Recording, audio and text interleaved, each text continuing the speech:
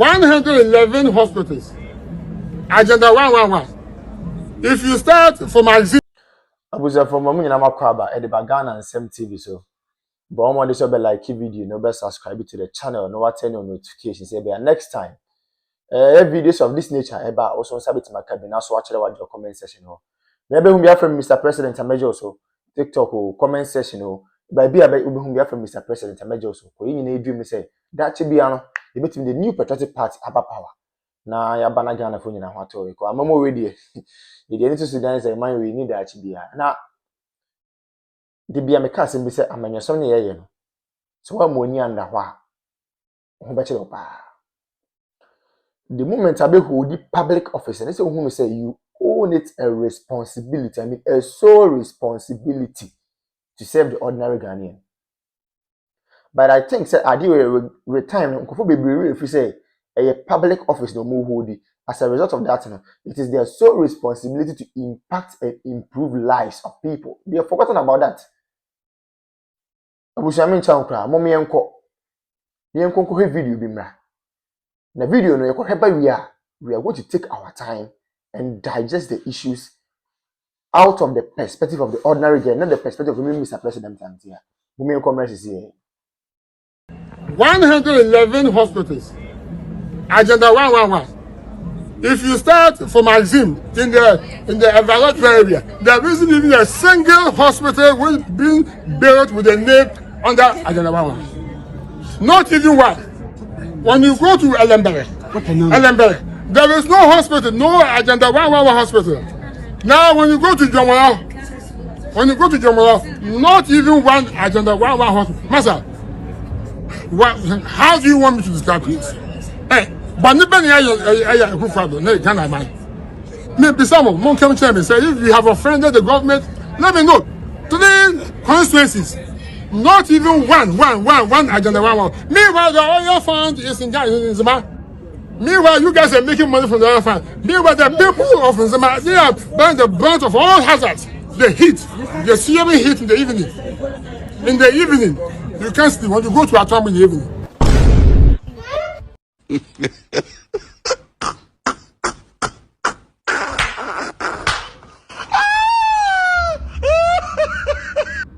This is the reason why I want you. Katamtin na tonam garra suanama. Hawla ki tebwel to yuella. Yinyaga. Yalla. Hospital na wujina hona wo say elembe no. Na kufu ado amfa hospital amba ho no. Agenda 111 amba ho na. Ene wababonti na wo si wedi MPP for ho ya. Wedi na kufu ado ho ya no. Sa hospital we na yaye ne government hospital elembe no. Sa hospital we esi himfa. Sa hospital we no esi himfa. Enye elembe na wo ka ho asema asa ohene a wo pese wo chichiri kuro. Asa ohene a wo de kura no. So why wadwen so obeta ne se party Addo party biya. Ebeside na party na wo tan no oba power odi mpuntu aba wo ukurum. Ebeside na party na wo susu se wo tan no oba power obeside na odi mpuntu e de aba ukurum. Elembe na wo ka ho asem na wo si wadi MPP ukurum. Elembe na wo ka ho asem na wo si wadi MPP for ho ya no. NDC buy no obesi biese ho. NDC ba power no wababe kukuru elembe no wababe kukuru hospital di esi wo nti sa hospital di esi elembe no sa hospital no wandia one esi sa hospital no one esi mi bisanze ma hene one esi sa hospital elembe na wo sa agenda 111 na kufu ado ensi hospital ensi ho no. Sa hospital say yaye no government hospital at Elembe no. Sa hospital infanisi. Owo hene. Sa wo hene wo wukurum. No kasase ya. Ebeside na wukuru no atumpon. ohene esese ujira ne nanso na impuntuo ba no se wo pese impuntuo ba tama na MPP so no ane na nka esese wo ye bibi wo fight se impuntuo beba wo krom enya afie ya MPP afiri so no ena wo ba beka ho asem wo beka ho asem ade na be se wo ye ohene na nka wo ye serious ohene ana na nka wo ye serious se wo pese impuntuo eba wo krom ana wasase so a na nka mene ma MPP so no ena nka sese ye hu seriousness na nya afie na MPP afiri so na wo ba be complaini yeyi ana afie na wo ba be complaini wo complaini ayeden what na ho amade na ase ya wie ma nkofo na ade na agiegu afie na wo ba be ka ho asam wo be ka ho asam na enye den wo ba be ka ho asam na ayeden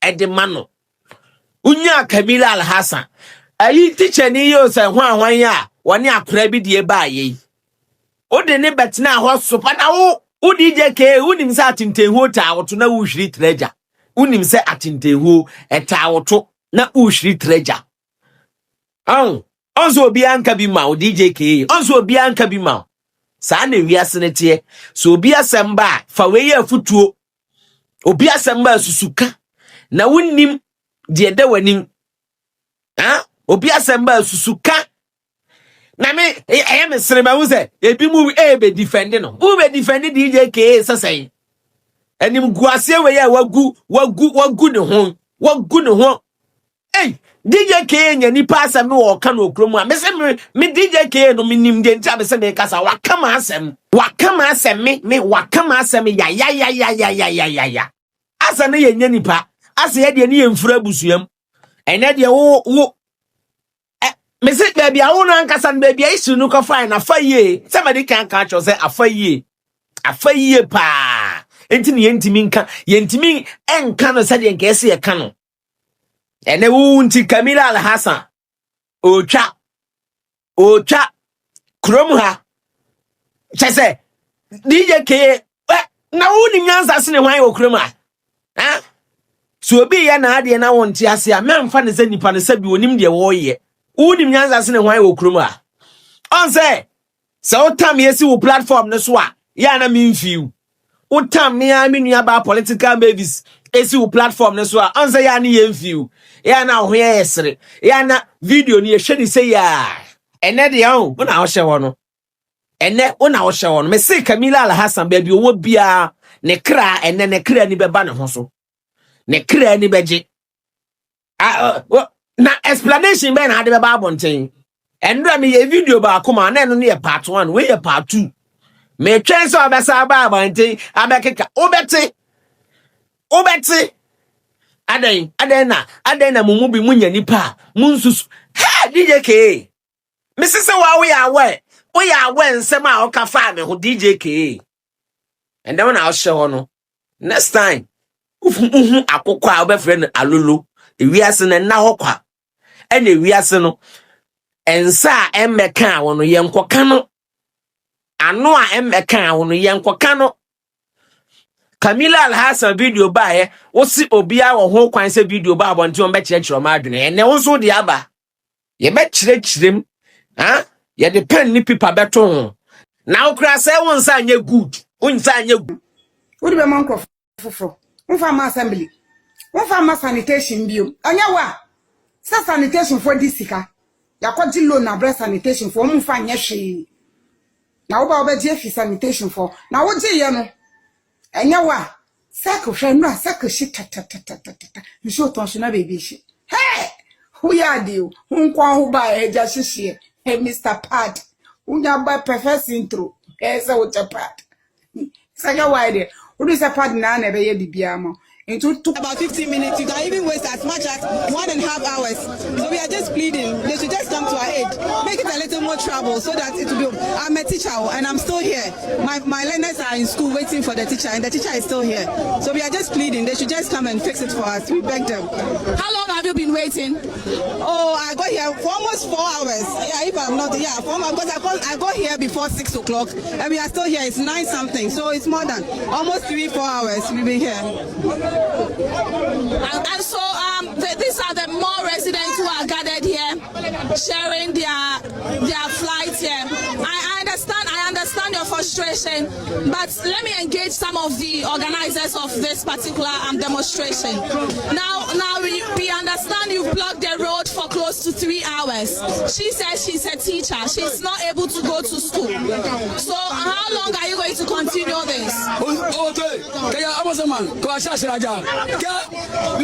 more than 4 hours. More than 4 hours. Simu de bia ye kan wasem. Oman we just say yenim oman issue ayewo. Ko ye hwe ne ma papa na adan kwaku for Dr. Laji Mahmood Bawumia ye de ma oman we a. Any 2024 elections eko, e no ma Dr. Bawumia e den e de kire Ghana for say me ba we na me yama mo na. Busia na ke ye nsem fata de yensa kan. Serious. So in fact, on my bit me could borrow or my be presidency. On my bit me could borrow or my be leaders are KBA, the new patriotic party, the leaders of the party, KBA borrow another African country to cause development there. For the first time in the history of the country, we have generalized free senior high school. The word is generalized. For the first time in the history of the country, we have active drone delivery systems. For the first time in the history of the party and of the country, yetimi enya active and well facilitated health facilities across the length and breadth of the country. Agenda 111. We may say impo yenwie because the agenda na the person here number of hospitals and the is yenime because of time. But those ones yetimi we go and see how they have been operationalized. And then me look say we have some of the hospitals in fact, yeah, equipping hospitals are not all right, but because of political tantrums and political gains, many can say, yeah, hospitals and they go on and no woman say. It is a Kenyan who saying a no man in Abaya. It is a kind of country that was I would to me was oh, I mean, say almost same people for comfort. Name my comfort must sacrifice discard to what the hospitals are most of my comfort. I comfort my facilitator is on the funded free seniors who some comfort. You see, any Ghana for debut. Na fe na tables na tani afi dem mokekam kakaka. Why are they shouting? Obi ankara no ntum ne nko no ho. Asofo no mo nkoma no ntu asofo no with the greatest of respect, omo nkoma no ntu ne nko nyina ho. Chief imam for ne nkoma no ntu ne nko nyina ho. Politicians ne nkoma no ntu ne nko nyina ho. Market women no nkoma no ntu ne nko nyina ho. Obi ankara no ntu ne nko nyina ye ho. 2020 Jua, then we will know the way forward. Yeti kroma obi so ono ba ono the credit scoring system be ba mo so open konketenkete. Nanze bibini na nkasa de se bi ye bibia yanketenkete ya adwen yanketenkete ye bibia ye bia invest square ye yanketenkete. We want everything in pieces. We don't want everything in bulk. Adi asem kra ni. Obi ma credit scoring system also open konketenkete. Obi introduce electric or electronic bus systems, most of them konketenkete. Is any one there? You people chose policy, you people chose music over policy. Then you tell me ho papa, and I feel I'm going to watch them. Me na wo ne wo sia chem se bi me na me ko ka che Ibrahim Dramani ma so o mema was come to Butuu. Ye wa ha. Digitalization ye start say ye mo se da bi. Digitalization en to kinki, nti mo pe kinki sika. Nti amamu papa na ba o mo ma mo kinki amamu a ade na mo kam. Ye wo ko mo ya. E dey Ibrahim Dramani mama ko gina fese enkanfo mu gafo ka chom say oh gafo dey oh na mo dey onye kinki na mo hia digitalization bia. And I gafo say okay me beto ba na ma boom boom. Mo to ba ma kinki government a etimi Say dey ko ye kra dey menu now to me who letter bi a yoko for tro ye eba council of state member Butuu region. Na me say fiam hey Ramona Chapa ya hype say where can say Israel train Israel train. But the issue is true. Okay, the letter now was say Council of State member no were former staff Emanam 1, which is never true. Onya Juma or da. And Onya Juma or da. Amanam 1 for the first time. Nam 1 I post. Oh yes, Nam 1 I post. Yeah, no catch you. We say, oh, the panel boy.